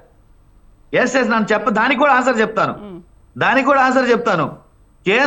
కేంద్ర ప్రభుత్వం ఒక భారతదేశంలో కేంద్ర ప్రభుత్వం ఏ రకమైన సహకారం అందించాలో ఆ ప్రభుత్వం ఆ సహకారం అందించింది. ఒక రాష్ట్ర ప్రభుత్వం ఏం చేయాలో అది చేసింది. ఆంధ్రప్రదేశ్ ప్రజలు కట్టిన పన్నుల ద్వారా కేంద్ర రాష్ట్ర ప్రభుత్వాలు, భారతదేశంలో ప్రజలు కట్టిన పన్నుల ద్వారా కేంద్ర రాష్ట్ర ప్రభుత్వాలు పరిపాలిస్తుంటాయి. ఆంధ్రప్రదేశ్ కి ఇవ్వాల్సిన విభజన సమయంలో ఇవ్వాల్సిన హామీలు కానివ్వండి, ఆ రెవెన్యూ లోటు కానివ్వండి, ఆంధ్రప్రదేశ్ ప్రజలు కట్టిన పన్నులు కానివ్వండి, వీటన్నిటి ద్వారానే కేంద్ర ప్రభుత్వం ఒక రాష్ట్ర ప్రభుత్వానికి ఏ రకమైన సహకారం అందించాలో అది అందించింది తప్పితే ఇంకా ఇచ్చిన హామీలు చాలా మటుకు ఇంకా కేంద్ర ప్రభుత్వం ఇవ్వలేదు. ఇవ్వాల్సినవి ఉన్నాయి, అవి ఇంకా రావాల్సినవి ఉన్నాయి. అయినా లోటు బడ్జెట్ ఉన్నా రాష్ట్రాన్ని చంద్రబాబు నాయుడు అప్పుల్లో ముంచేసి పోయినా, ఇది హోదా తీసుకురాలేకపోయినా మేము అప్పుల్లో ఉన్న ఆంధ్రప్రదేశ్ తీసుకొని రాష్ట్ర ప్రజలకి డైరెక్ట్ బెనిఫిట్ ట్రాన్స్ఫర్ కింద డైరెక్ట్ గా 2,56,000 కోట్ల రూపాయలని ప్రజల అకౌంట్ ఖాతాల్లో డబ్బులు వేయడం జరిగింది. ఇంకొక విషయం ఏంటంటే ఆయన అభివృద్ధి జరగలేదు అంటున్నాడు. ఈ సంక్షేమం ఒకటే, ఈ రాష్ట్ర ప్రతిపక్షాలు ఏమంటున్నాయి అంటే సంక్షేమం ఒకటేనా, అభివృద్ధి లేదా అంటున్నారు. ఒక చెట్టుకి నీరు పోసి ఎరువేసి పెంచి పెద్ద చేసి దానికి కాయలు కోసుకుంటే ఆ చెట్టు ఎదుగుదలని మనం అభివృద్ధి అందామా, సంక్షేమం అందామా? దానికి పోసిన నీరుని, ఎరువుని ఆ అభివృద్ధికి సహకరించడం అంటామా, లేదు సంక్షేమం మాత్రమే అందామా? ఈ రాష్ట్రంలో ప్రతి గ్రామంలో 15,000 పైచీలకు సచివాలయాలు కట్టాం. ప్రతి గ్రామంలో ఆర్పికే కేంద్రాలు 10,000కు పైగా కట్టాం. 11,000కు పైగా డిజిటల్ ల్యాబ్లు, హెల్త్ సెంటర్లు కట్టాం. ఇంటింటికి డాక్టర్ వస్తున్నాడు ఈరోజు, ఇంటింటికి పెన్షన్ వస్తుంది ఈరోజు. ప్రతి గ్రామంలో ఈ వ్యవసాయ గిడ్డంగులు ఉన్నాయి. అట్లానే పరిపాలన గడప గడపకి తీసుకెళ్లగలిగాం. ఒక మాటలో చెప్పాలంటే ఇన్నేళ్ల స్వతంత్ర భారతదేశంలో ఇప్పుడు ఉన్న ఆంధ్రప్రదేశ్ లో జగన్మోహన్ రెడ్డి గారు వచ్చిన తర్వాతనే గ్రామ స్వరాజ్యం వచ్చింది. గ్రామ స్వరాజ్యం వచ్చింది. ఆ గ్రామ స్వరాజ్యం నేనేమంటానంటే, ఇన్ని విమర్శలు చేసే ప్రతిపక్షాలు, మీరు అధికారం వస్తే ఈ సచివాలయ వ్యవస్థను కొనసాగిస్తారా? అధికారం వస్తే ఈ వాలంటీర్ వ్యవస్థను కొనసాగిస్తారా? అధికారం వస్తే ఈ పెన్షన్ విధానాన్ని కొనసాగిస్తారా? అధికారం వస్తే ఈ నాడు నేడు కార్యక్రమాలు కొనసాగిస్తారా? అధికారం వస్తే ఈ భవనాలన్నింటినీ ఉంచుతారా, తీసేస్తారా? అధికారం వస్తే ఈ దుర్గగుడి ఫ్లైఓవర్ కావచ్చు, బెంజి సెంటర్ లో ఫ్లైఓవర్స్ కావచ్చు, ఉద్దానంలో కిడ్నీ సెంటర్స్ కావచ్చు, 11 పోర్టులు నిర్మాణంలో 4 పోర్టుల నిర్మాణం వేగవంతంగా పూర్తవుతున్నది. 17 మెడికల్ కాలేజెస్ లో 5 మెడికల్ కాలేజ్ అడ్మిషన్స్ తీసుకున్నాయి. ఇవన్నిటిని అభివృద్ధి అనరా, సంక్షేమం అనరా? వీటన్నిటిని కొనసాగిస్తారా లేదా? ఒకవేళ ఇవన్నీ బాగుపడ్డాయని చెప్తున్నారు. బట్ ఉద్దానంలో మీరు కిడ్నీ సెంటర్స్ ఏర్పాటు చేశామంటున్నారు, కానీ అక్కడ బాధితులు ఎంతమంది పెరిగిపోతున్నారు? అక్కడ వాటర్ ఎంత ప్రాబ్లం ఉంది, ఎంతమంది కిడ్నీ బాధితులు పెరిగిపోతున్నారు మీరు సెంటర్స్ పెట్టినా కూడా? కిడ్నీ బాధితులు ఎనాలిసిస్ మీరు క్లియర్ గా తీసుకోండి అమ్మా. గత ప్రభుత్వంలో కిడ్నీ బాధితులు ఎంత ఉంది, ఇప్పుడు డయాలసిస్ కిడ్నీ హాస్పిటల్ ఓపెన్ అయిన తర్వాత ఆ వాటర్ 700 కోట్లతోటి అక్కడి నుంచి వాటర్ తెచ్చి ఆ వాటర్ ప్రాబ్లం తీర్చిన తర్వాత ఉద్దానంలో ఎంత దాని రేషియో తగ్గింది అనేది ఒకసారి అనాలిసిస్ తీసుకోండి. ఇవన్నీ కూడా మేము చెప్తున్న గణాంకాలు కాదు. వెంకటేశ్వర రెడ్డి గారు, దానికి బీజం పడింది ఎవరి హయాంలో? దీనికి ప్రసాద్ గారు ఆన్సర్ చేస్తారేమో చూద్దాం. ప్రసాద్ గారు ఏమంటారు? సో జగన్ ప్రభుత్వం వచ్చిన తర్వాత అమ్మ నాది ఒక్క నిమిషం కంక్లూడ్ చేస్తున్నాను. ఒక్క నిమిషం. ఈ రోజు ఆంధ్రప్రదేశ్ లో వ్యవసాయ ఉత్పత్తుల్లో కేంద్ర ప్రభుత్వం ఇచ్చిన ర్యాంకుల ప్రకారం ఇప్పుడు పొత్తులో ఉన్న బీజేపీ పార్టీ ఉంది కదా, ఆ బీజేపీ పార్టీ అధికారంలోనే కేంద్ర ప్రభుత్వం ఇచ్చిన గణాంకాల్లో వ్యవసాయ ఉత్పత్తుల్లో ఆంధ్రప్రదేశ్ ముందుంది, విద్యా వసతుల్లో ఆంధ్రప్రదేశ్ ముందుంది, తలసరి ఆదాయంలో ఆంధ్రప్రదేశ్ ముందుంది, వైద్యం అందుబాటులో ఆంధ్రప్రదేశ్ లో ముందుంది. ఇట్లా చెప్పుకుంటూ పోతే పరిపాలనా విధానంలో కరోనా టైం నుంచి ఇప్పటి వరకు ఆంధ్రప్రదేశ్ అన్ని రంగాల్లో ముందుంది. ఇప్పుడు వాళ్ళు చెప్తున్నారు అప్పులని. అప్పుల గురించి కేంద్ర ఆర్థిక మంత్రి గారు నిర్మలా సీతారామన్ గారు పార్లమెంట్ సాక్షిగా ఎవరి హయాంలో ఎంత అప్పులు చేశారు, ఎవరి హయాంలో ఎంత తగ్గింది, ఎవరి హయాంలో రెవెన్యూ లోటు ఎంత తగ్గింది అనేది క్లియర్ కట్ గా కేటగారికల్ గా నిర్మలా సీతారామన్ గారు ఇచ్చిన స్టేట్మెంట్ ఒకసారి చూడండి. ప్రసాద్ గారు చూడండి, చూసి ఒక మాటమా చూసి ఇప్పుడు అదే పార్టీలు కలిసినాయి, అదే పార్టీలు పొత్తు కలిసినాయి. నేనేమంటానంటే మళ్ళీ మీకు దమ్ముంటే, మీకు ధైర్యం ఉంటే 14 లాంటి పరిపాలన మీకు కావాలనుకుంటే మాకు ఓటేయమని చెప్పి ప్రజలను అడగండి. రైట్, ఏమంటారు ప్రసాద్ గారు? అంటే జగన్ ప్రభుత్వం వచ్చిన తర్వాతే రాష్ట్రాభివృద్ధి జరిగింది అంటారు. బట్ నిన్న ప్రధాని మాత్రం రాష్ట్రంలో అవినీతి మంత్రుల సంఖ్య పెరిగిపోతుంది, అవినీతి మంత్రులందరినీ కూడా పారద్రోలాలి అంటే రాష్ట్రంలో కానీ అటు కేంద్రంలో కానీ బీజేపీ అధికారంలోకి వస్తేనే సాధ్యమవుతుందని అంటున్నారు. ఇప్పుడు రాష్ట్రం అన్నిటిలో ముందుందంటే దేంట్లో ముందుంది? అప్పుల్లో ముందుంది, రైతుల ఆత్మహత్యల్లో ముందుంది, దళితులపైన దాడుల్లో ముందుంది, బడుగు వర్గాలపైన దాడుల్లో ముందుంది, సారాయి అమ్మకాల్లో ముందుంది, గంజాయి అమ్మకాల్లో రాజధాని. దేశంలో ఎక్కడ గంజాయి దొరికినా దారులన్నీ మన ఆంధ్ర రాష్ట్రం వైపు ఉంది. ఇన్ని రకాల ముందుంటే ముందుంది అంటే దేంట్లో ముందు లేదు చెప్పండి? గంజాయి అమ్మకాలు, చీప్ లిక్కరు, అవినీతి అక్రమాలు, వసూళ్లు, లంచాలు, ఇసుక అక్రమ వ్యాపారాలు అన్నిట్లో ముందుంది. నేను మొన్న గ్రూప్ 1 పరీక్షలు సరిగా నిర్వహించలేదని హైకోర్టు ముటిక్కేసి మళ్ళీ పెట్టండి అయ్యా అని చెప్పి. గ్రూప్ 1 పరీక్షలు ఎప్పుడైనా భారతదేశ చరిత్రలో హైకోర్టు ముటిక్కేసిన సందర్భం చూసారా? 2 సార్లు మూల్యాంకనం చేసినారు. కనీసం మీకు ఇంగిత జ్ఞానం ఉందా అని చెప్పేసి ఆల్రెడీ ఉద్యోగాల్లో చేరిపోయిన తర్వాత కూడా హైకోర్టు దాన్ని రద్దు చేసింది నియామకాలు. ఈరోజు వేలాది మంది నిరుద్యోగులు బాధపడుతున్నారు. ఎప్పుడైనా చూసామా మనం గ్రూప్ 1 పరీక్షల్ని ఇంత అధ్వానంగా ఇంత నిబంధనలు ఉల్లంఘించి పరీక్ష నిర్వహిస్తే హైకోర్టు ముటిక్కేసింది. తప్పు, 2 సార్లు దీన్ని వాల్యుయేషన్ చేయటం అని చెప్పి ఇప్పుడు సుప్రీంకోర్టు పోయేదానికి సిద్ధమైంది. ఈరోజు ఉద్యోగాలు తెచ్చుకున్నటువంటి వాళ్ళందరూ కూడా పాపము ఈరోజు 4 రోడ్ల మధ్య కూడల్లో నిలబడుకొని బోరున బాధపడాల్సినటువంటి పరిస్థితి ఉంది. ఐఏఎస్లు ఐపీఎస్ల పరిస్థితి చూడండి ఎంత అధ్వానంగా తయారైందో. అన్నమయ్య జిల్లా కలెక్టర్ గిరీష్ గారిని సస్పెండ్ అయ్యాడు. దొంగ ఓట్లు నమోదు చేయడంలో రాష్ట్రం ముందుంది. నకిలీ ఓట్లు నమోదు చేసి ఒక ఐఏఎస్ ఆఫీసర్ ఒక జిల్లా కలెక్టర్ సస్పెండ్ అయ్యాడండి. సాదాసీదా వ్యక్తి కాదు. ఇన్ని ఇబ్బందులు పెట్టుకుని ముందుందంటే ఏందో నాకు అర్థం కాదు. మాట్లాడితే నేను బటన్లు నొక్కినానంటే ఎన్ని దాని బటన్లు నొక్కేదాన్ని ముఖ్యమంత్రి కావాలన్నా? ఒక క్లర్క్ పోయి నొక్కలేడు బటన్లో. ఏం మేడం నాకు తెలియక అడుగుతాను. ఒక చిన్న క్లర్క్ బటన్లు నొక్కలేడు. నువ్వు ఎక్కడ సొంతంగా ఇన్కమ్ ఎక్కడ జనరేట్ చేశావు, ఆదాయం ఎక్కడ సృష్టించావు, అది చెప్పమంటే ముఖ్యమంత్రి. మీరు వస్తే డైరెక్ట్ బెనిఫిట్ ట్రాన్స్ఫర్ సిస్టమ్ ఎత్తేస్తారా? బటన్ నొక్కరా? ఇప్పుడు ఆ ప్రశ్నకు ఆన్సర్ చెప్పండి. Yes sir no. వినండి మీరు వస్తే డైరెక్ట్ బెనిఫిట్ ట్రాన్స్ఫర్ సిస్టమ్ ని ఎత్తేస్తారా? నేను వినండి. రైట్ గా మీరు వస్తే సచివాలయాలు ఎత్తేస్తారా? మీరు వస్తే వాలంటీర్లు ఎత్తేస్తారా? మీరు వస్తే సంక్షేమాన్ని ఎత్తేస్తారా? మీరు వస్తే ఆర్బీకే కేంద్రాలు మూసేస్తారా? మీరు వస్తే సచివాలయ బిల్డింగ్స్ ని మూసేస్తారా? మీరు వస్తే ఈ సంక్షేమ రంగాన్ని మొత్తాన్ని తీసేస్తారా? ఓకే, అది చెప్పండి. చెప్పే లోపల మీరు చెప్పనిస్తే కదా. సరే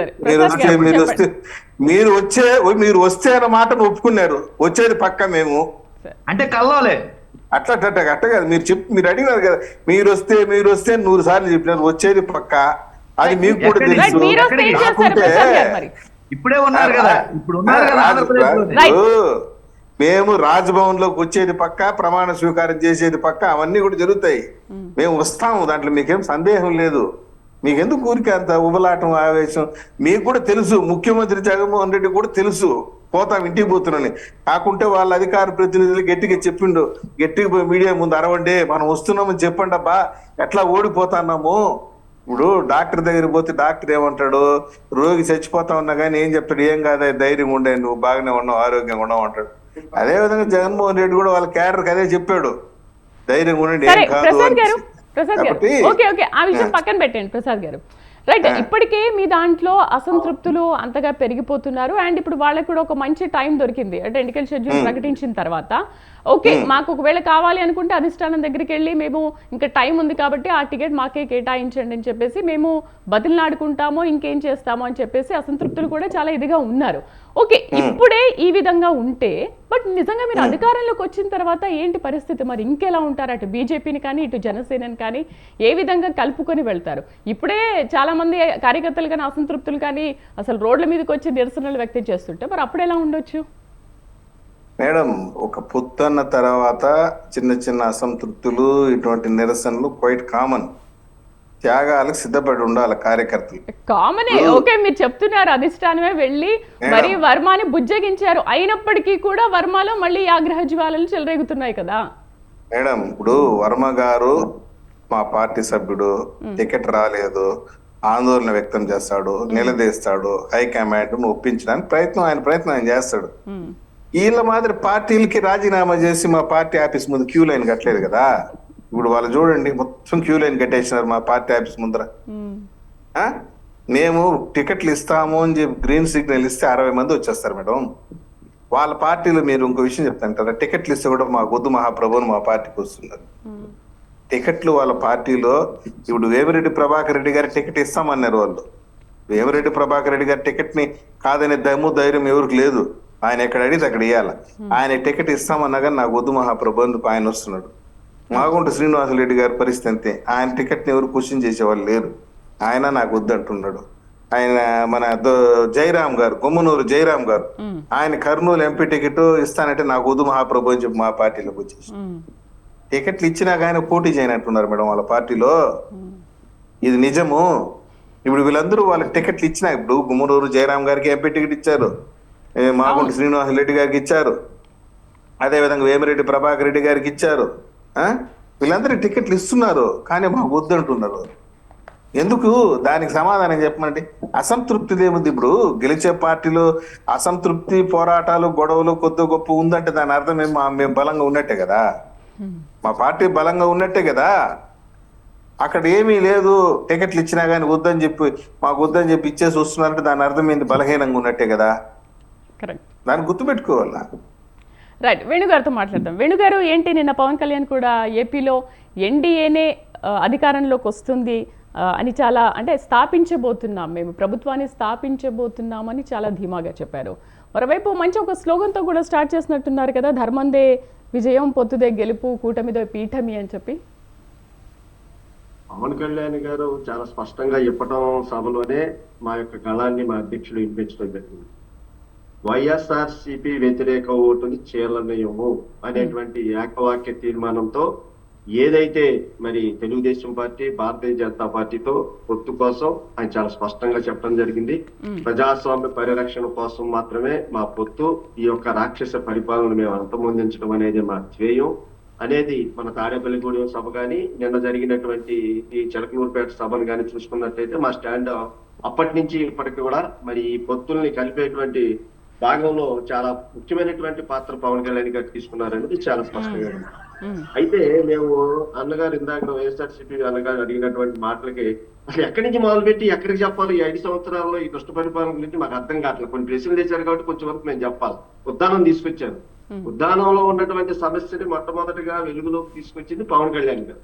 ఆనాడు ఈ రకమైనటువంటి పరిస్థితులు ఉండే, ఇక్కడ జనం ఈ రకంగా కిడ్నీ వ్యాధితో బాధపడుతున్నారు, ఈ రకమైనటువంటి సౌకర్యాలు మనం కల్పించాలని చెప్పి విదేశాల నుంచి కూడా, అమెరికా నుంచి అలాంటి దాని నుంచి కూడా డాక్టర్ల బృందాన్ని తీసుకొచ్చి అక్కడ ఈ సమస్య ఉందని వెలుగులోకి తీసుకొచ్చి ప్రపంచానికి తెలియజేసినటువంటి పరిస్థితి ఆ రోజు పవన్ కళ్యాణ్ గారు చేశారు.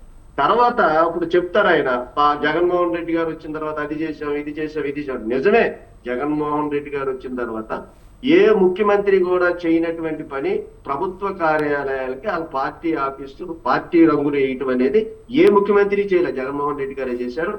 ఆ ప్రజాధనాన్ని దుర్వినియోగం చేశారు. కోట్లు మొట్టిగాయలు వేస్తే దాదాపు 1400 రూపాయలు ప్రజాధనాన్ని దుర్వినియోగం అయితే మళ్ళా ఆ రంగులు చెరిపేసి మళ్ళా మామూలుగా తీసుకొచ్చినటువంటి పరిస్థితి ఏ ముఖ్యమంత్రి చేయలేదు. జగన్మోహన్ రెడ్డి గారు వల్ల ఒకటి. నిజమే, వీళ్ళు సచివాలయాలు కడుతున్నారు, అన్ని కడుతున్నారు.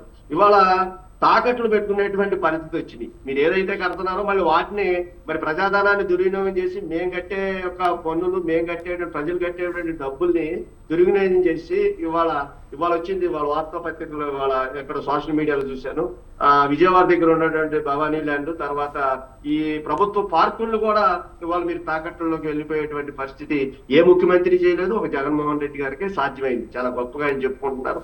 ఇలా చెప్పుకుంటూ పోతే ఈ 5 సంవత్సరాలు ఈ డిబేట్ సాలదు కాబట్టి పూర్తి వైఫల్యం చెంది ప్రజాధనాన్ని దుర్వినియోగం చేయటంలో జగన్మోహన్ రెడ్డి గారు మొదటి స్థానంలో, ఈ యొక్క ఆంధ్రప్రదేశ్ భారతదేశంలోనే మొదటి స్థానంలో ఉన్నారు. ఎందుకు ఉన్నారు అని అంటే, ఇవాళ ఉన్నటువంటి వాస్తవ పరిస్థితిని మనం గమనిస్తే ఇందాక అన్నగారు చెప్తారు, గ్రామ స్వరాజ్యాన్ని తీసుకొచ్చామంటారు. అయ్యా, ఇవాళ పంచాయతీలోకి వెళ్తే ప్రెసిడెంట్లు ఆ సీట్లలో కూర్చోలేనటువంటి పరిస్థితి, కనీసం మౌలిక సదుపాయాలను కల్పించలేనటువంటి గ్రామ పంచాయతీల్ని ఇవాళ దిష్టి బొమ్మలుగా తయారు చేసి కనీసం దోమల మందు, బ్లీచింగ్, తాగడానికి మంచినీరు కూడా ఇవ్వనటువంటి ఆ యొక్క పంచాయతీల యొక్క పరిస్థితిని నిర్ణయం చేసి ఇవాళ గ్రామ పరిపాలనని అంతమొందించి వాళ్ళ ఊరికినే ఎంపీటీసీలు, నెంబర్లు, జడ్పీటీసీలు ఒక ఉత్సవ విగ్రహాలాగా తయారు చేసినటువంటి ఘనత ఏదన్నా ఉందంటే జగన్మోహన్ రెడ్డి గారితో ఉంది. దాని గురించి మనం దాన్ని చెప్పుకోవాల్సిన అవసరం ఉంది. ఏ ముఖ్యమంత్రి యొక్క పరిపాలనలో ఇలాంటి పరిస్థితులను ఎదుర్కోలేదు అనేటువంటి విషయాన్ని చెప్పుకోవచ్చు. కాబట్టి ఇవాళ కేంద్ర ప్రభుత్వం నుంచి వచ్చేటువంటి నిధులు, 14వ ఆర్థిక సంఘం నిధులు ఏమైపోయినాయో తెలియదు. ఇవాళ పంచాయతీలో నిధులు లేవు. పంచాయతీ ఆఫీసుల్లో కరెంటు మరి కరెంటు బిల్లులు కట్టుకోలేనటువంటి పరిస్థితుల్లో అలవలక్షణాన్ని ఏడుస్తున్నారు. మీరేదో ఉత్పత్తి కార్పొరేషన్లు వేసి అక్కడ కుర్చీ కూడా లేనటువంటి పరిస్థితుల్లో మేము ఇన్ని రిజర్వేషన్లు కల్పించేటువంటి మీ పరిస్థితులు చూస్తుంటే వాళ్ళ ప్రజలు ముక్కు మీద వేసుకుని మిమ్మల్ని చూసేటువంటి పరిస్థితి. కాబట్టి ఈ రకంగా చెప్పుకుంటూ పోతే మీరు గ్రామ స్వరాజ్యం కాదు ఇక్కడ జరుగుతుంది. ఇక్కడ ఏమీ లేనటువంటి ఉత్సవ విగ్రహాలుగా ఇవాళ గ్రామ పరిపాలన, పంచాయతీ యొక్క పరిపాలనని నిర్వినియం చేసి దానికి రావాల్సినటువంటి డబ్బులు కూడా పక్కకు మళ్లించి ఆ డబ్బులను కూడా వాడుకునేటువంటి విధానం చూసినట్టయితే కంటికి కళ్ళకి కన్నీళ్ళు ఇచ్చేటువంటి పరిస్థితి. ఇవాళ మీరు గొప్పగా చెబుతున్నారు 4 సిద్ధం సభలు మీరు నిర్వహించామన్నారు. ఎవరై ఆ డబ్బులు? ఎవరై అక్కడ సభ పెట్టేటువంటి డబ్బులు? ఎవరై? మేము పన్నులు కట్టే, ప్రజలు పన్నులు కట్టేటువంటి డబ్బుని, ప్రజాధనాన్ని మీరు అధికారంలో ఉండి ఇవాళ పరదాలు కట్టుకుని 3,000-4,000 మంది ఇంటికా నుంచి కదిలితే సెక్యూరిటీ పెట్టుకుని బయటకు వచ్చేటువంటి ముఖ్యమంత్రి గారిని ఎక్కడ చూడాలి? నిజమే, ఇలాంటి జగన్ గారినే చూసాం. ఇవాళ ఇంత మీరు ప్యాలెస్ లో నుంచి బయటకు రావాలంటే పక్కనున్న తాడేపల్లిగూడెం నుంచి పక్కనున్న 20 కిలోమీటర్ల దూరం వెళ్ళాలంటే హెలికాప్టర్ లో వెళ్ళేటువంటి ముఖ్యమంత్రిని చూసాం. నిజంగా ఏ ముఖ్యమంత్రిని చూసాం? నిజంగా జగన్మోహన్ రెడ్డి గారిని చూసాం. కాబట్టి ఇలా చెప్పుకుంటూ పోతే ప్రజాధనాన్ని నీళ్లలాగా ఇవాళ మీరు ఈ రకంగా దుర్వినియోగం చేస్తూ మీరు మా డబ్బులతో సభలు పెట్టుకుంటూ మీ వాళ్ళ సంఖ్యలు గుర్తుకునేటువంటి పరిస్థితి. అన్నగారు ఉన్నారు, ప్రసాద్ గారు చెప్పారు, చాలా చక్కగా చెప్పారు. ఏమని చెబుతున్నారు? ఇవాళ క్యూ కడుతున్నారు. ఇవాళ 90 మందిని వైనాట్ 175 అనేటువంటి నాయకులు ముఖ్యమంత్రి గారు 89-90 స్థానాల్ని అటు ఇటు మార్చినటువంటి ఎన్నికల ఉపయోగమే. అది ఎవరి పార్టీకైనా ఉంటది. వాళ్ళ మా పొత్తులు ప్రశ్నించే విధానం మీరు కాదు. మీరు 90 మందిని ఎందుకు స్థానచలనం చేశారు? అందులో దాదాపుగా 11-12 మంది ఎమ్మెల్యేలు ఇవాళ మీకు రాజీనామాలు చేసి పక్క పార్టీలోకి రావాల్సినటువంటి పరిస్థితి ఎందుకు వచ్చింది? ఇవాళ దాదాపుగా 4 ఎంపీలు ఇవాళ బయటకు వచ్చేసి బయట పార్టీలోకి వెళ్లాల్సినటువంటి పరిస్థితి ఎందుకు వచ్చింది?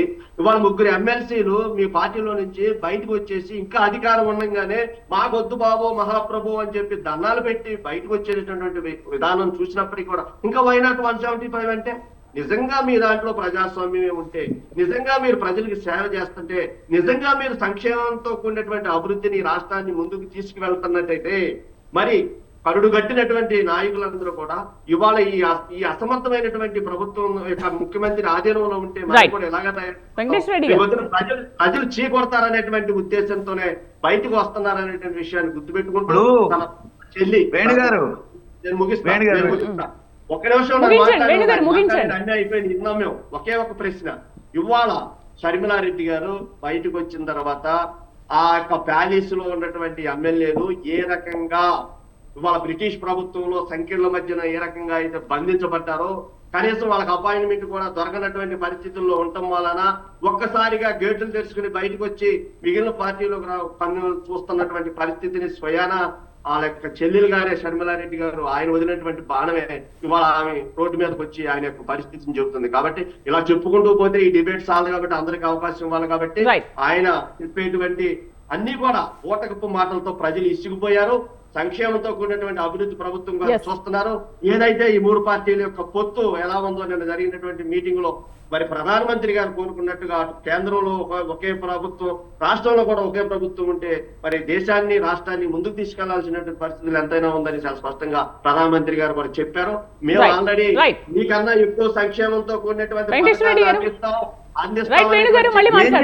ఏం చెప్తాం ఆయన అసలు ఆప్తే కదా.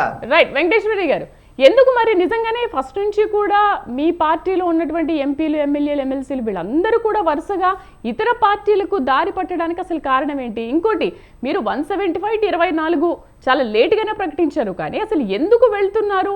ఒకవేళ వెళ్ళినా కూడా ఎందుకు వెళ్ళారనే విషయం కూడా మీరు అసలు ఆలోచించారా? మీరు టికెట్ ఇస్తున్నామన్నా కూడా ఎందుకు వెళ్ళిపోయారు? లేటుగా ఏందమ్మా? 175కి 175 మిగతా వాళ్ళందరూ చాలా ఆచి తూచి విడతల వారిగా ప్రకటిస్తున్నారు. బట్ మీరు మాత్రం ఒకటేసారి 175 ప్రకటించేశారు కదా.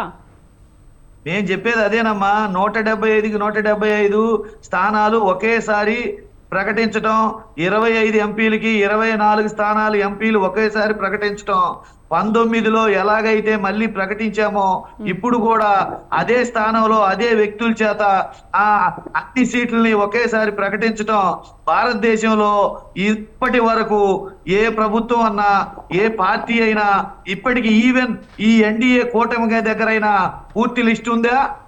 పూర్తి లిస్ట్ ఉందా? మేము ప్రకటించాం. మేము 175కి 175 గెలుస్తాం. మాకు ఆ నమ్మకం ఉంది. మేము ఎవరి కాళ్ళు పట్టుకోవడానికి ఢిల్లీకి వెళ్ళి నువ్వు పొత్తుగలు అని చెప్పేసి వెళ్ళలా. ఇంకొక విషయం ఏంటంటే ఇక్కడ పొత్తులో 3 పార్టీల పేర్లు చెప్తున్నారు మీరు. ఇక్కడ ఆంధ్రప్రదేశ్ లో ఎన్డీఏ కూటమిలో ఉన్న పొత్తులు 3 పార్టీలు లేవమ్మా, 2 పార్టీలు ఉన్నాయి. ఈ జనసేన అనే పార్టీ తెలుగుదేశం పార్టీలో ఒక విభాగం మాత్రమే.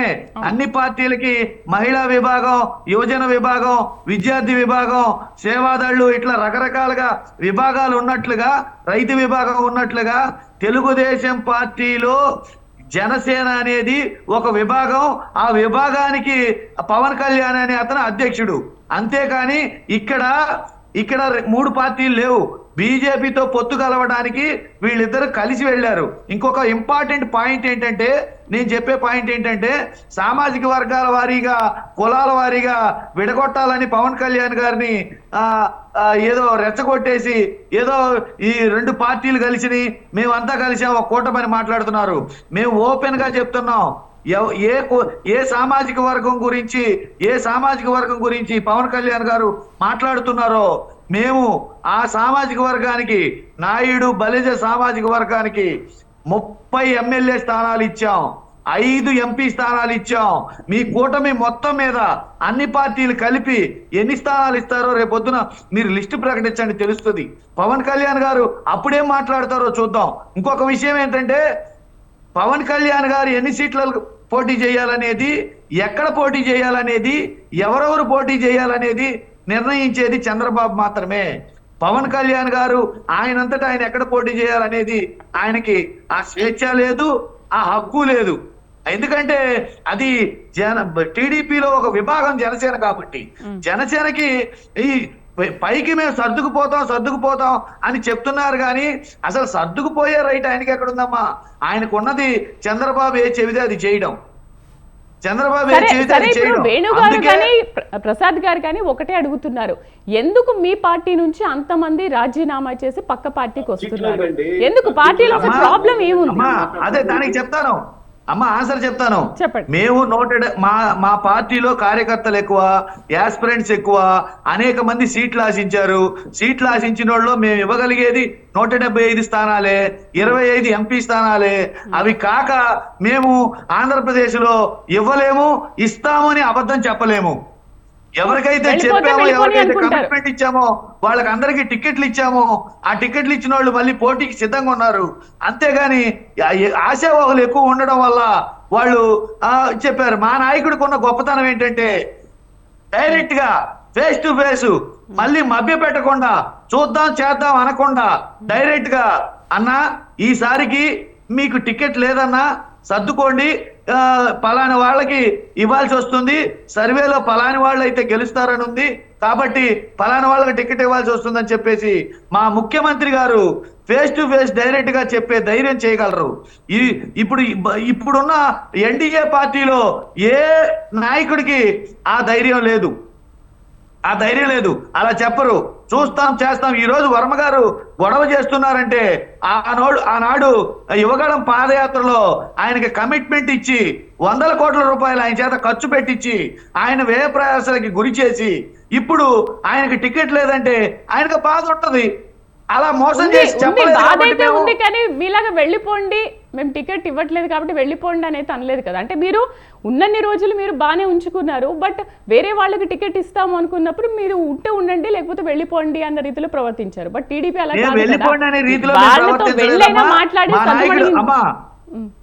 చెప్పను. మా నాయకుడు అందరినీ పిలిచి సావధానంగా డైరెక్ట్ గా చెప్పి, వీలైనంత వరకు నచ్చజెప్పి అన్ని నియోజకవర్గాలు సమీక్షలు జరిపి టికెట్లు ఇచ్చారు.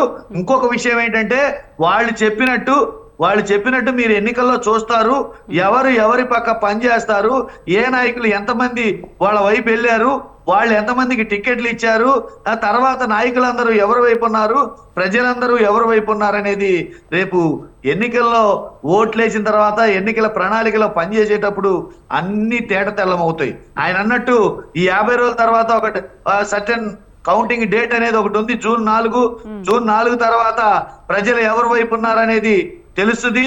మళ్ళీ సేమ్ సీన్ రిపీట్ అవుద్ది. వన్స్ మోర్ జగన్ అన్న ఇక వద్దు బాబు, నువ్వు వద్దు బాబు అనేది ఖచ్చితంగా ఈ రాష్ట్రంలో మళ్ళీ సేమ్ వన్స్ మోర్ అనేది వస్తది. యాజ్ ఇట్ ఈజ్ గా కంటిన్యూస్ గా జగన్మోహన్ రెడ్డి గారు పరిపాలన కొనసాగించబోతున్నారు. ఇంకొక విషయం ఏంటంటే ప్లీజ్ ఒక లేటెస్ట్ ఇన్ఫర్మేషన్ ఒకటి చెప్పండి అమ్మా, లేటెస్ట్ ఇన్ఫర్మేషన్ ఒకటి చెప్పనివ్వండి. క్లియర్ గా చెప్తున్నాము కుప్పం, పిఠాపురం, మంగళగిరి, వైజాగ్ ఇంపార్టెంట్ లో ఉన్న ప్రతి నియోజకవర్గం ఓపెన్ గా చెప్తున్నాం. ఒక్కరంటే ఒక్కరు కూడా పేర్లు కూడా చెప్తున్నాం. పవన్ కళ్యాణ్ గారు గాని, బాలకృష్ణ గారు గాని, లోకేష్ గారు గాని, చంద్రబాబు గాని, పురంధేశ్వరి గాని వాళ్ళందరినీ ఎవరినైనా చట్టసభల్లో అడుగు పెట్టనివ్వు అని చెప్పేసి ఈ ఆంధ్రప్రదేశ్ ప్రజలు, అట్టడుగు వర్గాల వాళ్ళు, వెనకబడిన వర్గాల వాళ్ళు తీర్మానం చేసుకున్నారు.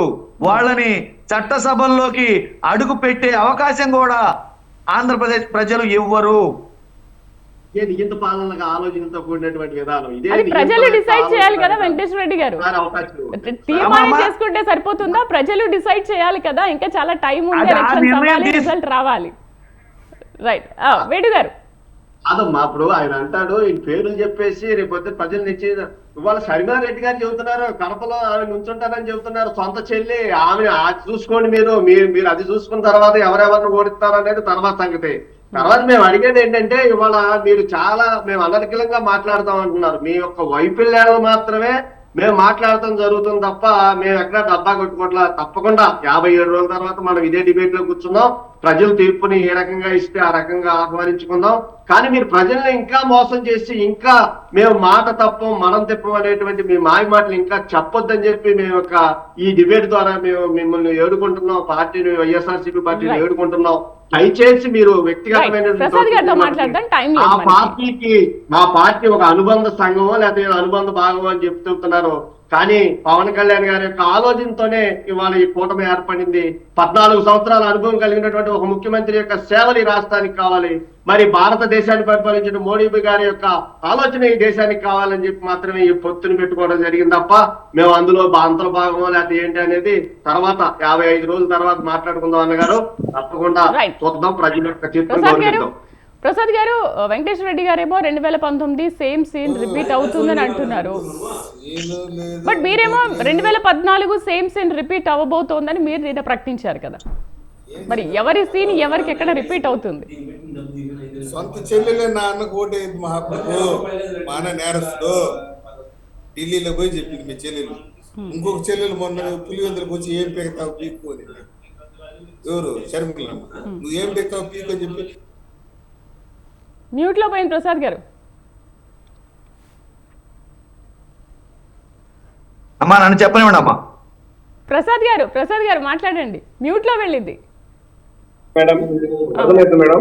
సొంత చెల్లెలు ఢిల్లీలో పోయి ప్రెస్ మీట్ పెట్టి చెప్తా ఉన్నామే ఏమని, మా అన్న ఓటు బాకండి, వైసీపీ మొత్తం రక్తపు రక్తంతో తడిచి ఉంది, పునాదులన్నీ రక్తంతో మునిగిపోయి ఉంది. ఇది చెల్లెలు చెప్తా ఉంటే ఈ వెంకటేశ్వర రెడ్డి గారు ఆయన పంపించి మా సొంతకి ఈయన పంపించేవారు. చంద్రబాబు నాయుడు పంపించకపోవడానికి మీరెవరు నేనెవరు? ప్రజలు ఆల్రెడీ ఫిక్స్ అయిపోయి ఉంటే కోడికత్తి రక్తము లేకుంటే బాబాయ్ రక్తము ఏదో దాన్ని తడిచిపోయి నేను చెప్పలేదు. రెడ్డి గారు, జగన్మోహన్ రెడ్డి చెల్లి గారు చెప్తా ఉన్నారు.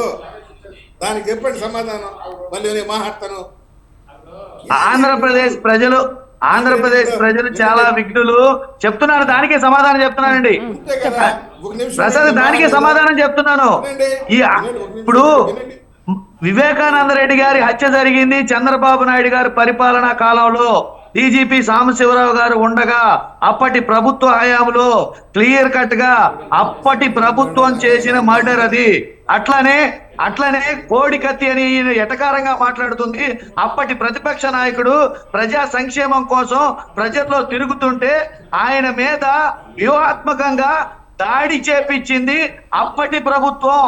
ఆయన ప్రాణాపాయ స్థితిలోకి వస్తే ఆయన మీద దాడి జరిగితే దాన్ని కూడా ఎటకారంగా మార్చి ఈ మీడియా తోటి అప్పుడు జరిగిన సంఘటనల్ని జగన్మోహన్ రెడ్డి గారి హయాంలో జరిగినట్టు చిత్రీకరించే ప్రయత్నం చేస్తున్నారు. ఇక విషయానికి వస్తే అవి కోర్టులో ఉన్నాయి. కోర్టులో ఎవరు దోషులు అనేది ఖచ్చితంగా తెలుస్తుంది. జ్యుడిషియరీ వ్యవస్థ మీద మాకు నమ్మకం ఉంది. తేలినప్పుడు వాటి గురించి మాట్లాడదాం. ఇంకొక విషయం ఏంటంటే మేము క్లియర్ కట్ గా అడుగుతున్నాము. ఆంధ్రప్రదేశ్ ప్రజలు క్లియర్ గా ఉన్నారు. ఎవరైతే ఈ సంక్షేమాన్ని రద్దు చేస్తామన్నారో, ఎవరైతే పేద ప్రజల పేద ప్రజల పొట్టని కొట్టాలని చూస్తున్నారో, పేద ప్రజలకు ఎవరైతే ఇంగ్లీష్ మీడియం వద్దన్నారో, పేద ప్రజలకు నాడు నేడు స్కూళ్ళు ఎవరైతే వద్దన్నారో, పేద ప్రజలకి చదువులు దండగా ఎవరైతే వద్దన్నారో, పేద ప్రజలకి ఈ పెన్షన్లు ఇంటికి తెచ్చి ఇవ్వడం దండగన్నారో, పేద ప్రజలకి ఈ అప్పులు చేసి డబ్బులు ఇవ్వడం దండగా సోమరిపోతులు చేస్తున్నారన్నారో, పేద ప్రజలకి ఈ వరాలు ఇవ్వడం ఏంటి, ఈ డబ్బులు ఇవ్వడం ఏంటి, ఈ అకౌంట్ లో కొట్టడం ఏంటి అని చెప్తున్నారో వాళ్ళందరినీ చట్టసభలకి రానియకుండా పేద ప్రజలు, ఈ రాష్ట్రంలో ఉన్న పేద ప్రజలు నిర్ణయం తీసుకున్నారు. ఇది పేదలకి, పెత్తందారులకి, పేదలకి, భూస్వాములకి, పేదలకి, అహంకారులకి, పేదలకి తల పొగరు నెత్తికెక్కిన వాళ్ళకి జరుగుతున్న యుద్ధం అని చెప్తున్నాం. రైట్ అండి. డిబేట్లో పాల్గొనేందుకు మీ అందరికీ కూడా థ్యాంక్ యూ వెరీ మచ్ అండి. మొత్తానికి 2019 సీన్ రిపీట్ అవుతుందని అటు వైఎస్ఆర్సీపీ అంటుంటే, లేదు 2014 సేమ్ సీన్ రిపీట్ చేస్తామని అటు కూటమి అంటుంది. మరి ప్రజలు ఎవరికి ఓటేసి గెలిపిస్తారు, ఎవరు అధికారంలోకి వస్తారు, వేచి చూద్దాం. ఇది వాళ్ళ మిడ్ డే డిబేట్. నమస్తే.